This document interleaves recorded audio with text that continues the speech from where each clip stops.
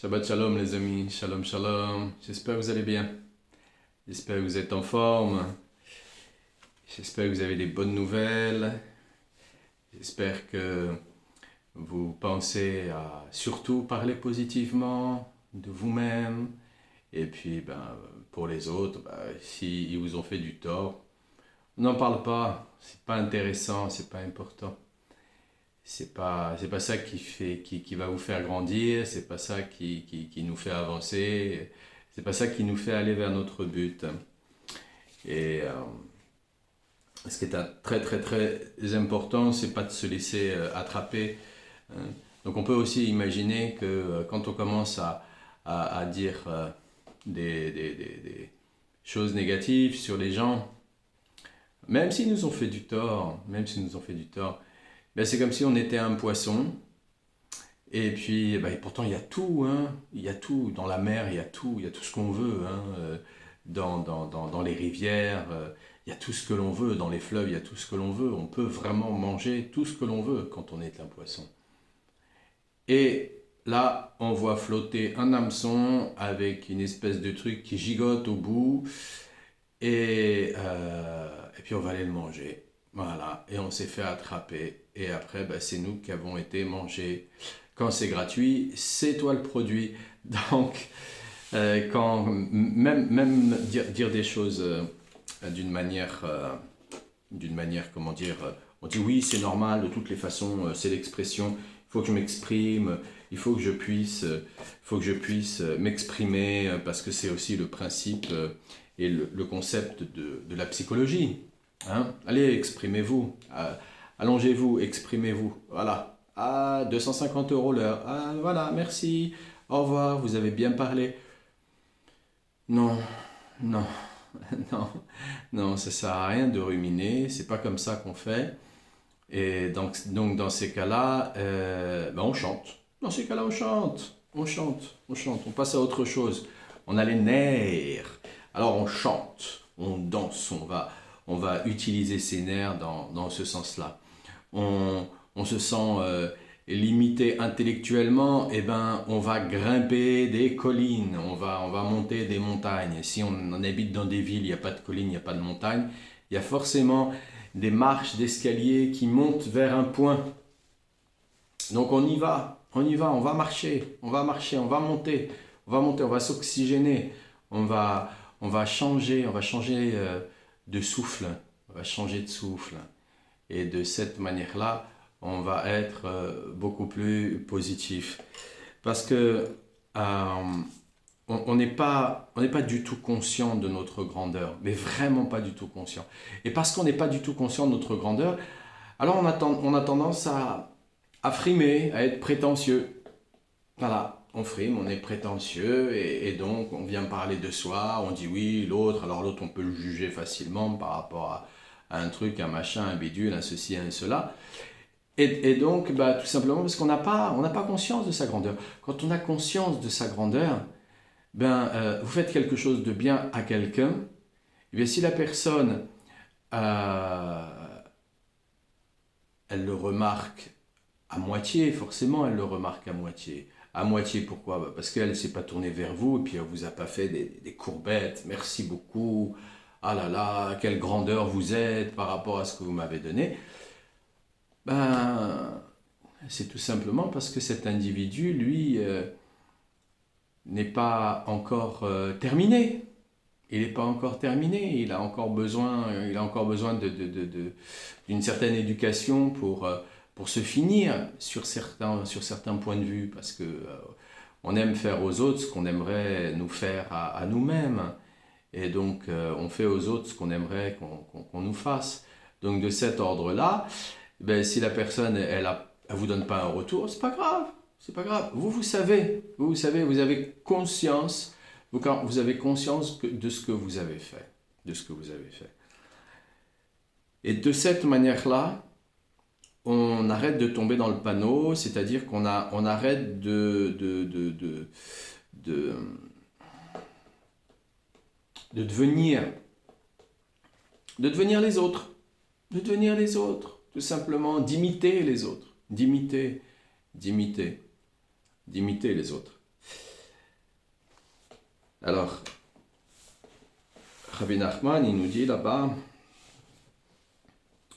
d'après ce que nous avons expliqué plus haut, le souffle de vie se trouve dans la Torah, sur la base de ce qui est écrit dans le verset, et le souffle de Dieu planait à la surface des eaux. Il ressort de cela que pendant l'exil d'Égypte, qui a précédé le don de la Torah, il n'existait pas de source à partir de laquelle les Hébreux pouvaient tirer leur souffle de vie. Aussi est-il dit à leur propos qu'ils étaient à bout de souffle, car il n'y avait pas de source à partir de laquelle ils pouvaient recevoir le souffle de vie, dont la nature est d'être longanime et qui prolonge la respiration de ceux qui ressentent un manque. Et c'est pour cette raison qu'il est dit à leur sujet qu'ils avaient le souffle coupé, l'inverse d'une pleine respiration que procure le soupir, car il permet de combler le manque d'air, car le souffle permet de combler le manque que l'on ressent dans le cœur, et on en trouve une illustration dans le verset « Et Dieu comblera tous les désirs de ton cœur ».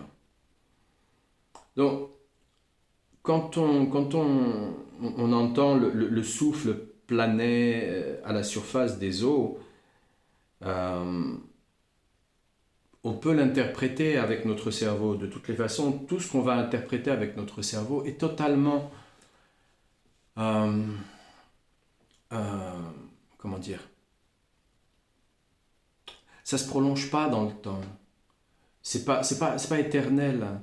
Bien souvent, on croit que ce que l'on pense est éternel. Bien souvent, on croit que parce qu'on a réfléchi à quelque chose, alors c'est la bonne idée. Bien souvent, on croit que parce qu'on a pensé à quelque chose, alors c'est la bonne idée. Mais notre cerveau, il nous ment. Il nous ment. Alors, déjà, comme je l'ai expliqué plus haut dans d'autres vidéos, déjà que ce soit certains aliments ou le sucre, bon, ben voilà, c'est des parasites, c'est des bactéries, c'est des champignons, et ce qui nous donne envie de continuer à en consommer, eh bien voilà, c'est les parasites, c'est les champignons et c'est les bactéries. Donc ça nous ment, on nous dit que ça a bon goût, mais non, il y a un appel, et nous on ne le voit pas. Et nous, on le voit vraiment pas. Nous, on se fait rouler. Et nous, on y croit. On y croit franchement. On y croit franchement. Exactement comme boire du café. Une personne qui boit pas de café et qui commence à boire du café, elle croit que ça l'excite. Non, non, non, non, non, non, non, non, non, non. Le café a des propriétés qui permettent justement au corps de se rétablir. Une fois que ces propriétés sont rétablies, vous pouvez même boire du café avant de vous coucher. Enfin, je vous déconseille quand vous faites des longues nuits, parce qu'après, il faut le digérer aussi, donc ça, c'est autre chose. Donc le café se boit généralement quand on fait une courte sieste. Vous faites une courte sieste, vous buvez un café avant, vous faites une courte sieste, vous vous réveillez, vous êtes en pleine forme. Voilà, il y a une grande différence que, par exemple... Vous mangez, vous faites une courte sieste, vous vous réveillez, vous avez la tête lourde, vous avez le corps lourd, parce que vous êtes encore en train de digérer. Voilà. Donc, tous les aliments peuvent être des médicaments, hein, les alicaments, comme on dit. Ils peuvent être des médicaments, les aliments, ou alors ils peuvent être du poison. De l'eau, ça peut être du poison. Voilà, et que Dieu nous en protège, mais il y a des gens qui ont été torturés avec de l'eau, à boire de l'eau, ils se sont étouffés à boire de l'eau. Donc tout doit être géré, voilà. Donc notre cerveau, il nous ment. Donc quand on lit que le souffle de Dieu planait à la surface des eaux, on a l'impression que c'est Dieu qui soufflait en permanence à la surface des eaux. Non. C'est l'énergie de la Torah qui était là et qui n'était pas encore définie dans les tables de la loi, qui ensuite ont été définies sur des parchemins. C'est ça qui planait. Parce que la terre, elle, elle a été créée par le biais de la Torah. Donc la Torah, elle a été créée avant la terre. Donc après la création de la Torah, il n'y a plus de Bible. Il n'y a plus de Bible, ça n'existe pas. Ça n'existe pas. Ou alors c'est la Bible d'Hollywood où ils font, euh, l'homme s'est levé numéro 1, l'homme s'est levé numéro 2, l'homme s'est levé numéro 3, et ils en font toute une série de ça. Voilà, et puis comme ça ils font des épisodes, et puis ils durent le plus longtemps, et le plus longtemps pour eux, bah, tant que je gagne, je joue. Hein, voilà. Non, non, non, non, non, non, non, non. Euh, c'est la Torah. La Torah, c'est une énergie. C'est une énergie. Une énergie qui, à travers l'alphabet de la Torah, bien, elle va nous réparer le corps, elle va nous réparer l'esprit, elle va réparer notre âme. La Torah, elle est faite pour faire un tikkun, puisque la Torah elle a déjà fait émerger de la terre, enfin, elle a fait émerger de l'eau la terre. Donc la Torah, elle est là parce qu'elle elle est vivante d'ailleurs. Elle est vivante. Même si elle écrit, elle est vivante. Même si elle écrit, elle est vivante. C'est sûr qu'on fait une différence entre la Torah écrite et la Torah vivante, mais même si elle est écrite, même si elle est à travers le Pentateuque, le Rumash, c'est une Torah qui est vivante. D'ailleurs, là, il nous en parle, il nous met une allusion, il nous dit... Où est-ce que j'ai vu? Je vais reprendre cette phrase. Ah, voilà. Il ressort que pendant l'exil d'Égypte, il a précédé le don de la Torah. Voilà. Donc là, c'est pareil, il nous parle de l'Égypte. Voilà. Et que pendant l'exil d'Égypte, il a précédé le don de la Torah. Voilà. Donc, il nous parle de l'Égypte.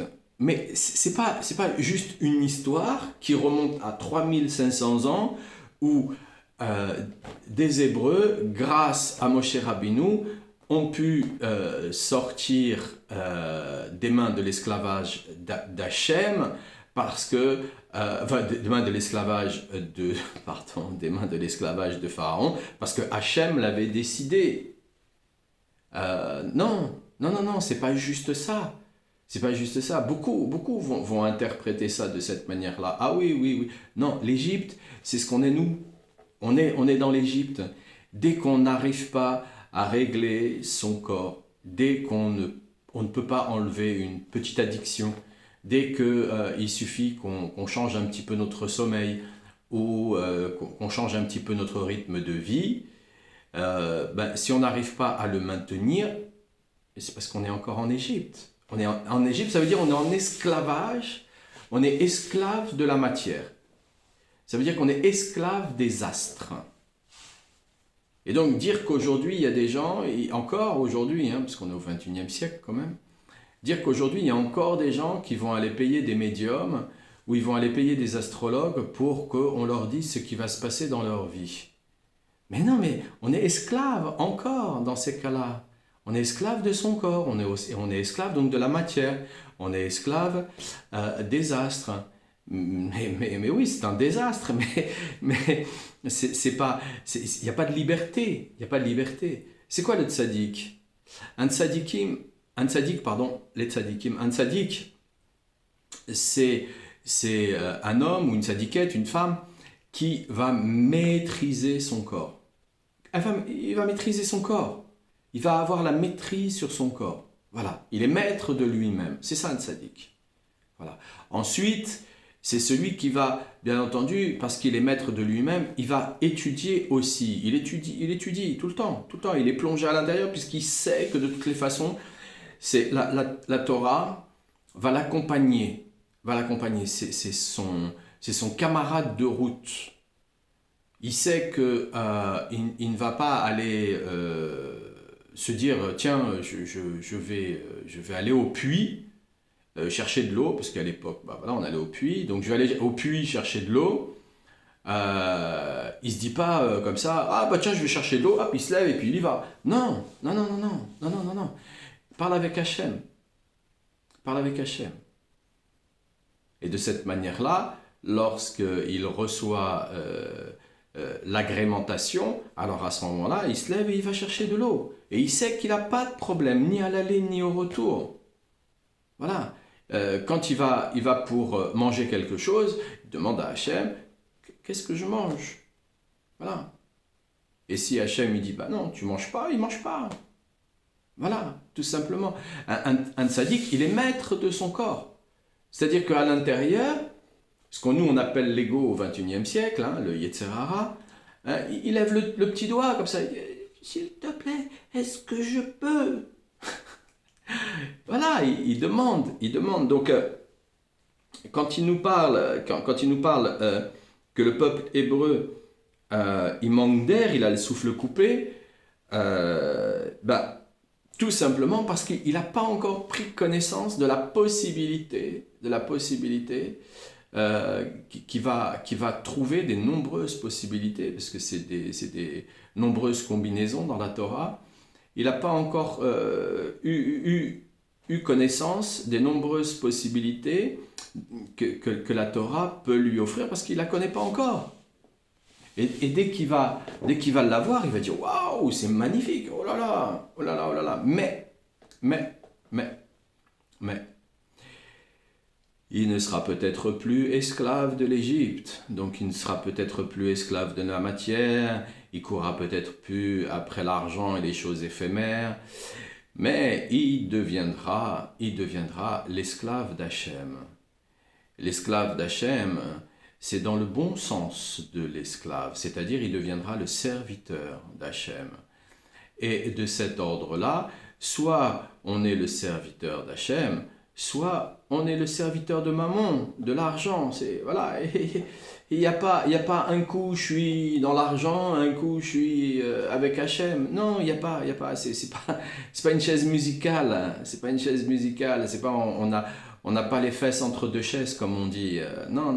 On est d'un côté ou de l'autre. Voilà, d'un côté ou de l'autre. Et quand on est du côté d'Hachem, on sait pertinemment que Hachem il pourvoit à nos besoins dans tous les sens. Alors ça peut faire peur parce qu'on peut y aller d'une manière extrêmement déstructurée. Voilà, extrêmement déstructurée. Donc ça peut faire peur. Donc on n'y va pas d'une manière déstructurée. On commence par s'attacher au sac de Rabbeinu, hein, et donc à tous les enseignements de Rebbe, on s'attache à lui, on les suit, on ne cherche pas à les comprendre. Il n'y a rien à comprendre. Tout ce qu'on va comprendre avec la tête, dans la minute d'après, c'est terminé, ça a changé, c'est un mensonge là-dedans, un mensonge. C'est un émetteur-récepteur. Cet émetteur-récepteur, il est branché depuis le moment de la conception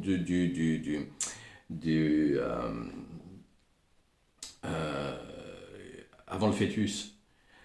Parce que chez moi ça dort, donc de temps en temps je fais ce genre d'appel pour voir si on est réveillé, on est actif, ou sinon on est en mode silence. Ouais, des fois il y a du mode silence, hein, il y a du mode silence. Donc je fais en sorte de réveiller un petit peu quand même, hein. C'est bien aussi la participation, parce que sinon les meubles, il y en a déjà dans mon cabinet. Donc, avant le fœtus, c'est quoi? Ah, voilà, il ne sait pas. Donc, avant le fœtus, nous avons l'embryon. et donc, l'embryon, on n'était pas forcément obligé de le savoir. Hein. C'était juste pour m'amuser. C'était juste pour faire en sorte de dire Shabbat Shalom. On va s'amuser un peu, là. On va mettre un petit peu de joie, parce que je t'ai vu arriver ce matin, là. Donc c'est bien, voilà, pas forcément tout le temps chanter, mais de temps en temps, être dans le rire, c'est bien aussi. Et surtout tout le temps même, d'ailleurs, en ce qui me concerne, grâce à Dieu. Donc, dès l'embryon, l'embryon, il est connecté à cette terre. Dès l'embryon, il est connecté à cette matière. Dès l'embryon, il a pris l'habitude d'écouter l'émission réception. Donc on en sort, c'est-à-dire on sort du ventre de notre mère, l'embryon il est déjà branché. Il est branché, on est chez Bran.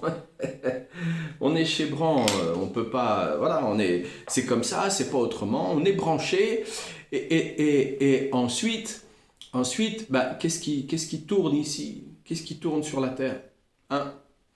Que les dinosaures, ça fait combien de siècles?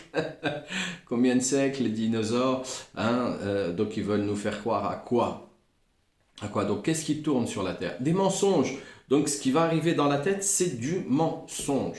Alors c'est sûr que ça fait peur, c'est sûr que ça déstabilise, c'est sûr qu'on se dit mais comment je fais dans ces cas-là? Tout simplement, je suis le tzaddik. J'avance avec Rabbeinu, je suis le tzaddik, je fais ce qu'il me dit de faire. Ce qu'il me dit de faire. Donc ce qui est bien, par exemple, après une étude comme celle-là, eh bien ce qui est bien, c'est de lire les Teilim du jour. Voilà. On lit les Teilim du jour. Ça ne veut pas dire qu'on va lire la dizaine de Teilim du jour, mais au moins on en a lu ce qu'on pense. Voyez, ce qu'on pense. Ah, il y a, il y a quand même, il y a quand même un équilibre dans tout ça. C'est pas non plus, faut pas non plus tomber dans la rigueur, dans les extrêmes, en disant ah, bah, puisque ma tête elle ment, alors j'écoute plus rien du tout. Ben ouais, comment on va faire? Comment on va faire? Pour pouvoir écouter ce qu'il y a dans sa propre tête, il faut commencer à étudier, à étudier tous les jours et à étudier longuement tous les jours. De cette manière-là, les informations qu'on met dans notre tête, elles vont entrer dans notre cœur. Et de cette manière-là, en suivant Rabbeinu et en faisant ce que Rabbeinu il nous demande de faire, eh bien, on ne cherche pas à comprendre. Voilà. On parle avec Hachem, on a une idée, on a faim, on a une idée, on dit tiens, je vais manger ça. Et là, Hachem, on ressent en nous, non, c'est pas maintenant. On va pas prendre ce qu'on a acheté et le foutre à la poubelle. Sauf si c'est du fast-food périmé aux pesticides et je sais pas quoi. Non, on va pas mettre ça à la poubelle. Mais on va se dire non, c'est juste pas pour maintenant. Je le garde pour après. Peut-être que demain, quand je vais demander, ou ce soir, quand je vais demander, parce que voilà, tout dépend de l'heure à laquelle on demande, eh bien, peut-être que ça sera bon pour moi, à ce moment-là. Voilà. On applique ce que Rabbeinu il nous demande de faire, c'est d'être dans la joie. Donc, on est forcément, on n'est pas du tout, pardon, j'allais dire, on n'est forcément pas dans la joie, mais on n'est pas du tout dans la joie lorsqu'on est dans la rigueur. On tombe dans la grande maladie de fin du XXe siècle et on est dedans, c'est la sérieuxité. Voilà, aujourd'hui c'est tellement sérieux que on ne peut plus parler de quoi que ce soit. Voilà, donc on va pas tomber là-dedans, on va faire en sorte de rigoler avec nous-mêmes, on va faire en sorte de rigoler avec Hachem, et puis ben voilà, on étudie, et puis ben, si on prend un livre de Teilim, on prend un livre de Teilim, et puis on fait, voilà, c'est lequel Teilim que j'ai besoin là, parce que je me pose la question, qu'est-ce que je dois manger aujourd'hui, hein? Je ne prends pas une application avec mon téléphone portable, avec un réfrigérateur connecté pour lui demander ce qu'il faut que je mange, quand même, oui, non, quand même, hein, parce que l'IA, elle veut quoi? Elle veut remplacer Hachem, l'IA, elle veut quoi? Ils veulent que ça remplace Rabbeinu, donc non, faut arrêter, on va pas faire comme ça, donc ben, on demande, et puis si on n'est pas sûr de ce qu'on reçoit, ben, on peut prendre une page, voilà, on fait ça. Et puis bah, voilà, on peut commencer à faire un Teilim. Et de cette manière-là, en faisant un Teilim, eh bien, on va moi ce que j'ai tiré là, par exemple, c'est si votre ennemi vous importune. Bah, déjà, notre premier ennemi, j'ai tiré bah voilà, on est vendredi, j'ai tiré le Télim 109. Voilà. Donc, déjà, notre ennemi, c'est nous-mêmes. C'est nous-mêmes qui croyons que nous avons les bonnes idées, nous prenons les bonnes décisions, nous faisons les bonnes choses. Ça ne veut pas dire, encore une fois, que nous devons absolument rentrer dans l'incertitude avec nous-mêmes ou dans les doutes avec nous-mêmes, encore moins. Hein. Les doutes, c'est le Yetzer Hara, donc encore moins. On n'a pas besoin de rentrer là-dedans, mais tout simplement, on va utiliser des codes que Rabbeinu nous a donnés pour pouvoir nous féliciter aussi. Voilà, se dire avec effort, quand je demande c'est quoi qu'est-ce que je dois manger là dans l'instant, et que je tire le psaume 109, le psaume 109, il fait quand même 31 versets. Donc une fois que j'ai terminé mes 31 versets, je crois que je serai un peu plus à même de savoir ce qui est bon pour moi ou pas de consommer. Parce que j'aurais pris le temps. C'est pareil, j'aurais pris le temps de le lire. Je ne me serais pas dit, allez, je suis pressé, j'ai un quart d'heure pour manger. Non, non, non, non, non, non, non, non, non, non, non, non. Hein, il y a tellement de gens, c'est pareil. Hein, quand on est pressé, on a juste un quart d'heure pour manger. Et puis, les gens, ils vont aller manger n'importe quoi parce qu'il faut manger un truc. Parce que c'est l'heure. C'est l'heure. Alors, il faut aller manger un truc. Voilà. Donc, on va manger n'importe quoi parce qu'on est pressé. Et puis, au final, quand il y a une maladie qui se déclare, que Dieu nous en protège, alors là,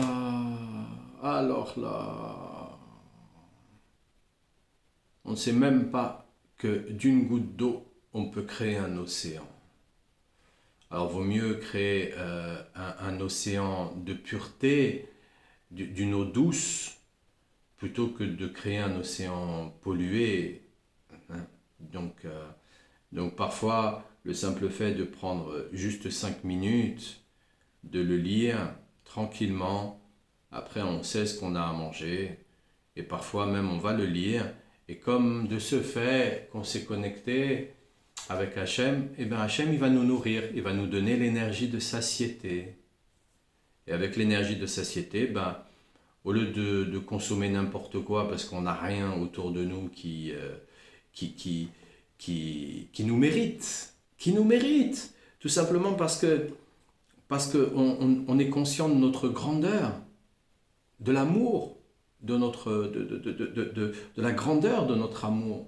On est conscient de ça. Donc il n'y a rien qui nous mérite, donc on ne va pas en manger. Et au final, parce qu'on n'aura pas mangé, alors on aura très certainement échappé à des dizaines et des dizaines de problèmes.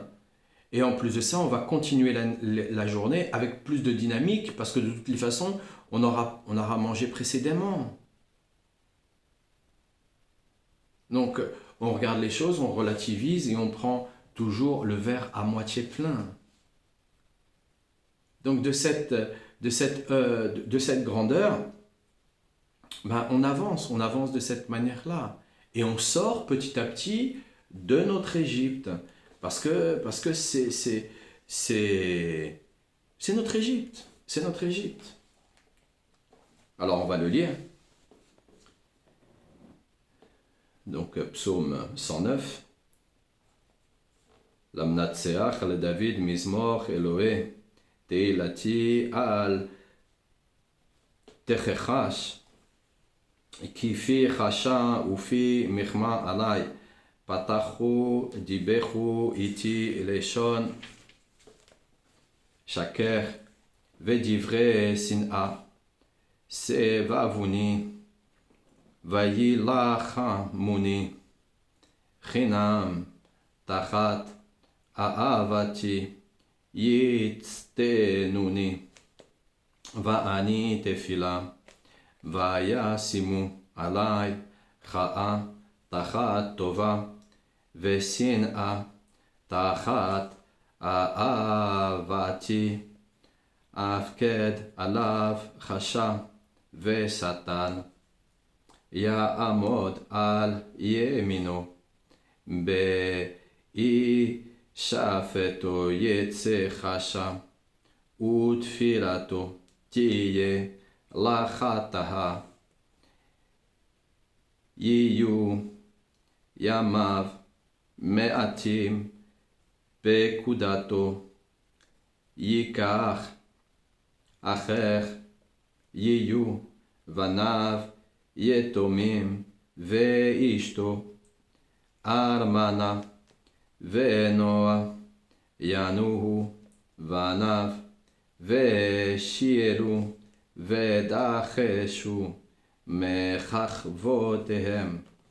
ינקש נושה לכל אשר לו, ויבוזו זכים יגיעו על יעילו, מושך חסד ועל יהי חונן, ליתומיו יהי אח אחיתו, לאח אחית בדוח האח ימח, שמם יזכך עוון אבותיו אל אדוני, וחטאת עמו אל תמח, יהיו נגד אדוני תמיד, ויחת מחץ זכרם, יהן אשך לו, זכך עשות חסד,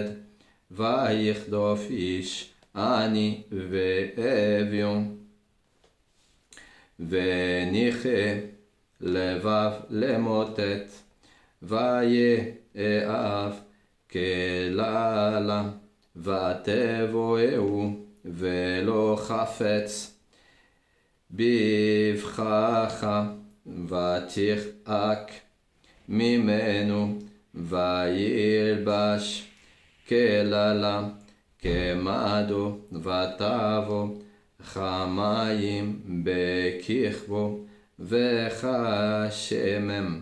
בעצמותיו, תהי לו כבגד יתה, ולמזח תמיד יחגכיה.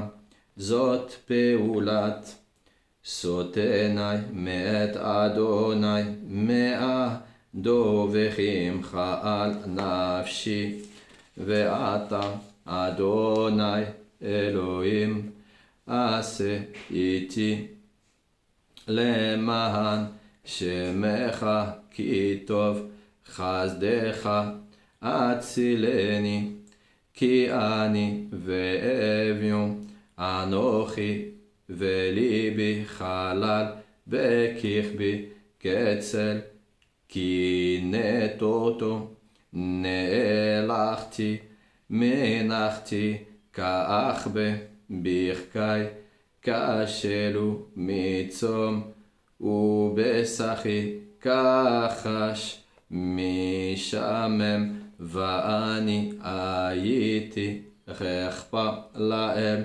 יכוני יניהון ראשם, עוזכני אדוני אלוהי, הושיעני חסדך, וידעו כי ידך זאת אתה אדוני עשית, יקללו המה ואתה תברכך, קמו ויבושו ועבדך ישמח, ילבשו סוטני כלימה, ויתו חמהיל, בושתם אודה אדוני מאוד בפי, ופתוח חבים הללנו, כי יעמוד ליים אביון, להושיע משופט נפשו.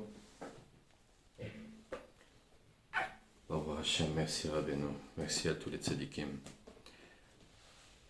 Alors voilà les amis, Shabbat Shalom, portez-vous bien, pensez aux 3 repas, même si c'est un fruit pour les autres repas, mais pensez aux 3 repas. D'ailleurs, vous savez, les repas du Shabbat sont les repas les plus importants, parce que les repas du Shabbat, c'est les repas qui vont nourrir directement l'âme, alors que le repas de la semaine passe par la digestion du foie. Là, ça ne passe pas par la digestion du foie, ça nourrit directement l'âme. Donc pensez aux 3 repas de Shabbat, parce qu'ils sont très importants. Pensez aussi à chanter. Rabbeinu nous a demandé expressément de chanter durant Shabbat. C'est important, chanter, apporter de la danse, apporter de la joie. Faites en sorte tout ce que on a besoin de fêter pour recevoir le Shabbat. Voilà. Alors Shabbat Shalom les amis, et portez-vous bien, plein de bonnes nouvelles. Que Dieu vous bénisse et à dimanche.